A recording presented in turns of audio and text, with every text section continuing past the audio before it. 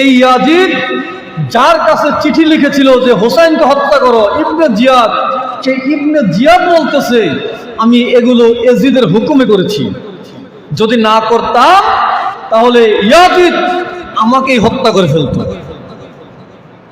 চিন্তা করেন, এখন চিন্তা করেন যে হুসাইন রাদিয়াল্লাহু তাআলা আনহুকে হত্যা করার পিছনে ইয়াজিদ জড়িত ছিল কি ছিল না, একটু ভালো করে চিন্তা করে দেখেন। এত কিছুর পরেও যদি কেউ যদি ইয়াজিদকে রহমাতুল্লাহ আলাইহি বলে বা রাদিয়াল্লাহু তাআলা আনহু বলে, বুঝতে হবে ওটা আমার নবীর উম্মত না, ওটা এজিদের উম্মত, এটা বুঝতে হবে। আল বিদায়া ওয়ান নিহায়া কিতাবের 8 নম্বর খণ্ডের 127 নম্বর পৃষ্ঠার মধ্যে লিখেন, ইয়াজিদ একটা চিরকুটের মধ্যে লিখতেছেন, ফাখুজ হুসাইনান ওয়া আব্দুল্লাহ ইবনে উমর ওয়া আব্দুল্লাহ ইবনে জুবাইর বিল বাইআতি আখযান শাদীদান লাইসাত ফীহি রুখসাতুন হাত্তা ইউবাইউ।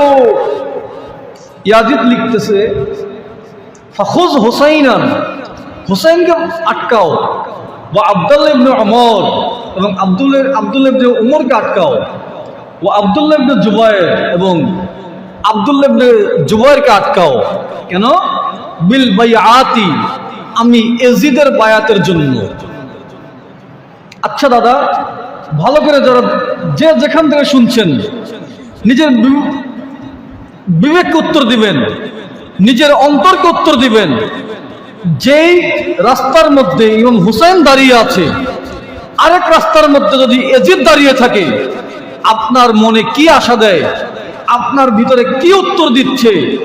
আমার নবীর আওলাদ হুসাইন সঠিক না এজিদ সঠিক? তাহলে ইয়াজিদ বলতেছে হুসাইনকে আটকাও আমার বায়াতের জন্য, হুসাইনকে আটকাও আমি এজিদের বায়াতের জন্য। শুধু হুসাইনকে না, আব্দুল্লাহ ইবনে উমর এবং আব্দুল্লাহ ইবনে জুবাইরকে আটকাও। যাদেরকে আটকাইতে বলা হয়েছে এরা আমার নবীর সাহাবী, এদেরকে বলা হচ্ছে এদেরকে আটকায় রাখো, যদি আমার বায়াত স্বীকার না করে এদেরকে ছাইরো না, খবরদার।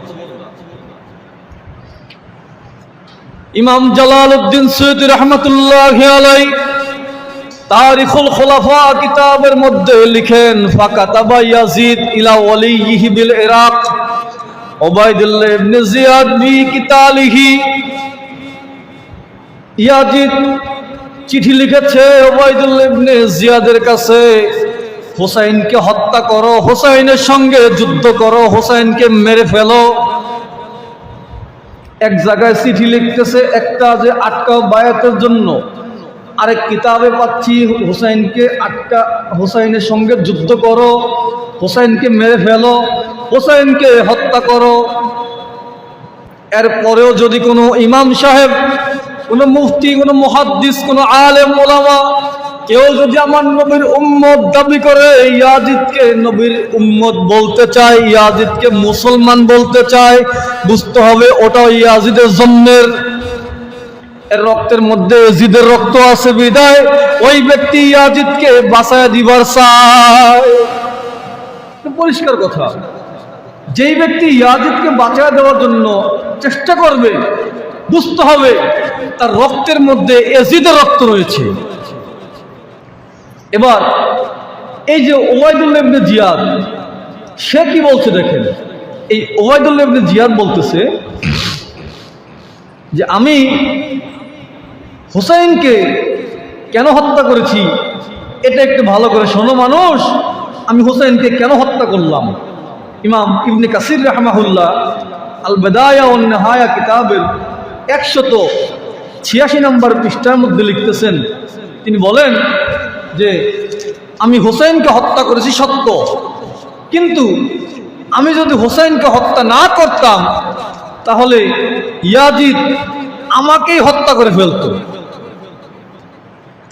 আমি যদি হুসাইনকে হত্যা না করতাম তাহলে এই ইয়াজিদ আমাকেই হত্যা করে ফেলতো। আমি নিজেকে বাঁচায় নেওয়ার জন্য এজিদের হুকুমে হুসাইনকে হত্যা করেছিলাম। এরপরে বলতেছে এর আগে বলতেছিল ওয়াল্লাহি লা আজমাউহুমা লিল ফাসিকি আবাদান, আল্লাহর কসম করে বলছি আমি এই পাপিষ্ঠ ফাসিক ইয়াজিদের হুকুমে একসঙ্গে দুইটা খারাপ কাজ করতে পারবো না। কি কি বলতেছে? আক্তুলু ইবনা বিনতু রাসূলিল্লাহ সাল্লাল্লাহু আলাইহি ওয়াসাল্লাম, একটা তো করছি নবীর আওলাদ মা ফাতেমার সন্তান হুসাইনকে আমি হত্যা করছি ইয়াজিদের হুকুমে।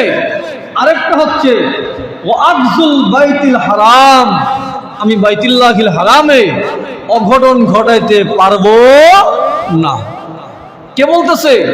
যে ইয়াজিদ যার কাছে চিঠি লিখেছিল যে হোসাইনকে হত্যা করো, ইবনে জিয়াদ, সেই ইবনে জিয়াদ বলতেছে আমি এগুলো ইয়াজিদের হুকুমে করেছি, যদি না করতাম তাহলে ইয়াজিদ আমাকেই হত্যা করে ফেলতো।